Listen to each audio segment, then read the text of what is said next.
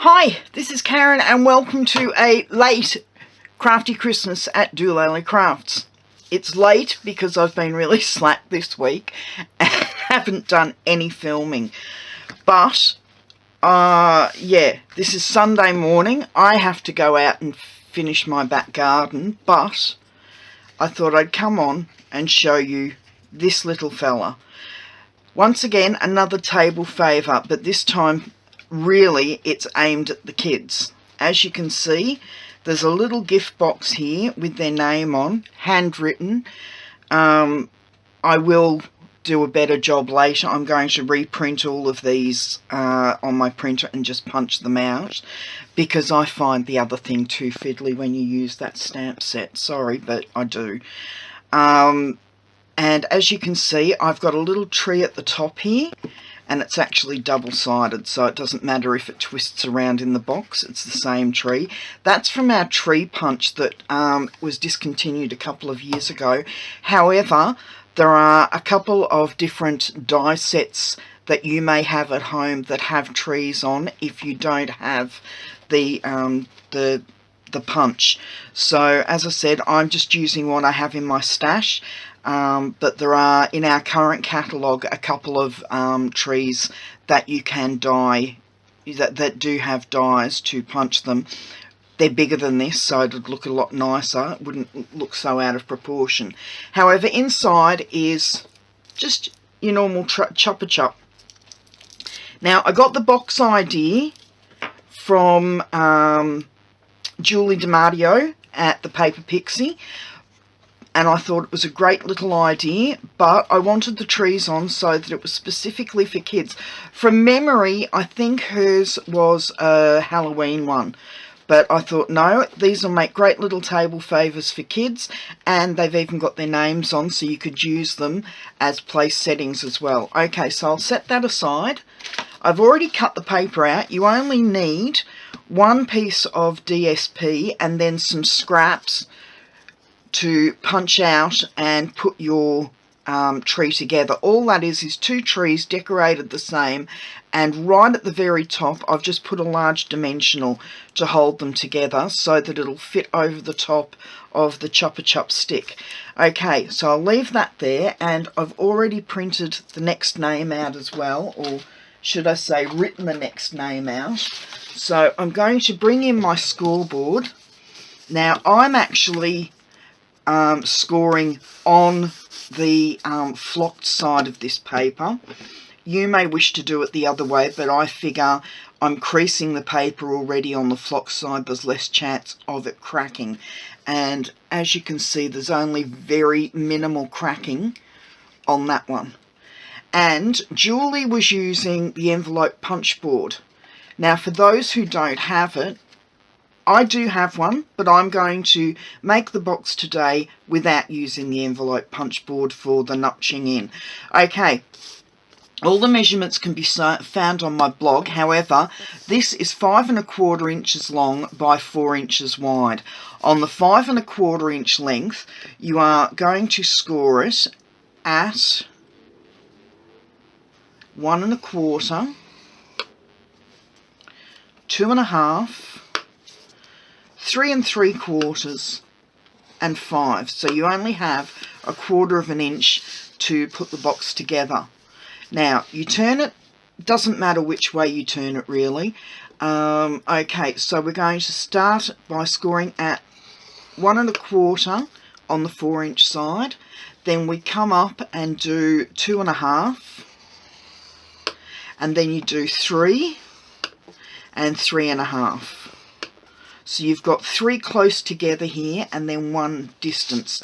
That'll be the bottom of the box. Okay, so I'll pop that aside, and we're just going to score this, and burnish it. I always get those two words confused. So burnish along all of the score lines. That centre one of the 3, score in burnish in the opposite direction, because that will be your where it folds in there. Okay, so you've got a mountain valley mountain fold there, and then just score and burnish along the other 4 score lines.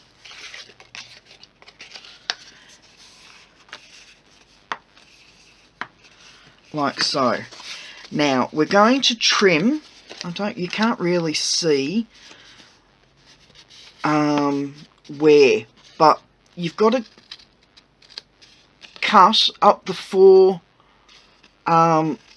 score marks at the bottom of the box. Remember, those 3 scores across the top are the across together. Those 3 that are scored and burnished together are the top of the box. So along the 4 vertical score marks at the bottom, just cut them up, and on that last skinny one, just take that one out altogether. Okay, so that's what you'll have down the bottom there. The top piece, we need that piece together. You can keep those together and that one. However, we'll go from the other end. On the side that's just got the 1 inch mark, you need to cut in approximately a 1/2 inch. You'll have 1/4 inch that you won't need to cut. So come in, as I said, approximately a 1/2 inch. And that's from the very top score mark and the 3rd score mark in. So that's what you're going to have. So you could even do it from this way. So cut from there to there, but that is not going to be enough, because you need it to be able to collapse enough so that it's going to keep the lollipop in place. And then the same here to the score line and there. Okay, and then when you fold it over, you'll just cut that piece out of there.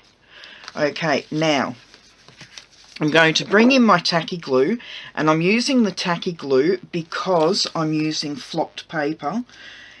If you were using just cardstock, you could just easily use your tear and tape, but I want a bit more adhesion because this paper is flocked. Okay, just leave that there, fold that over, and as you can see, that end cut out is now obliterated.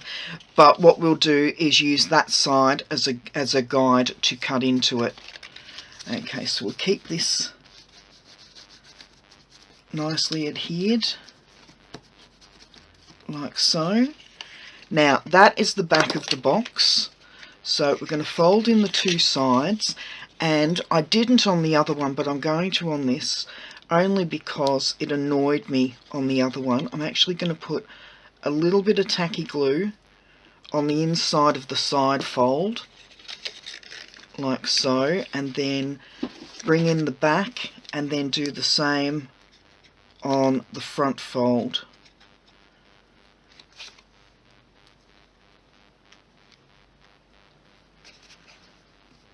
So a nice big blob of the tacky glue there. Bring that up, sit it down, and then I'm just going to poke in with my bone folder like so. There we go, and there's our box, and as you can see, it'll sit really nicely, but I did forget to just take this score mark out, didn't I? This piece out before I put the box together. But there we go, and now that will fold really nicely all the way down. We don't need it to fold all the way down because we're going to put a ribbon there, but that's our box almost completed. In with the chopper chop and tear off the little tag, because that just gets in the way. What flavour's that? Grape flavour. That's interesting. Okay, now with our little tree, we've already put the dimensional in the end there. What I need to do now is bring in my sticky dots and put a sticky dot halfway down the available stick, and then one at the top. Turn it round and then do the same on the other side. So a dot there and a dot there. And then we're just going to poke the stick inside the tree like so, and there you go, you've got your tree stuck to the end of your lollipop.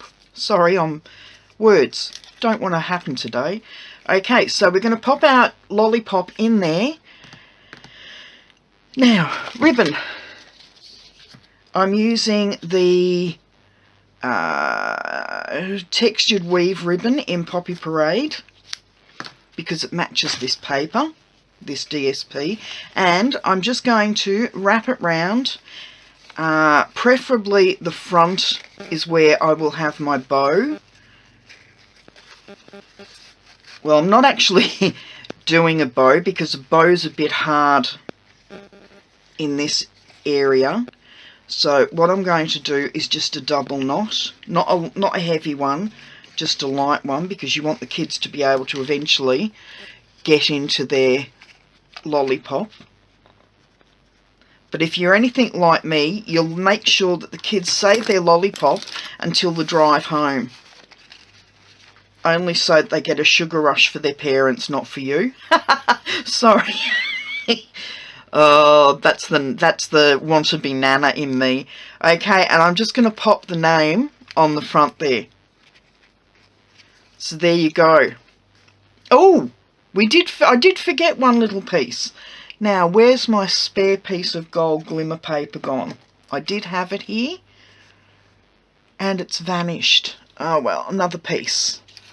All I'm using is a little star punch, which is no longer available, but you can find the snowflake dies and star dies in a few of our different sets, mainly the snowflake, which I think would look really cute on the top here. Okay, glue dots again. Bring in the glue dot, and I'm just going to stick a glue dot in the middle of each of the stars and just pop them at the apex of the tree. Next glue dot is there. And once again, doing one on both sides and try and line them up as best you can.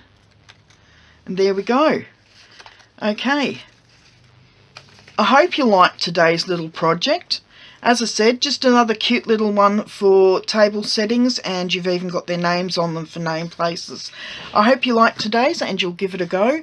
If you like it, please give me a thumbs up down below, and I will see you later in the week for another project. Okay, have a great day. Bye bye.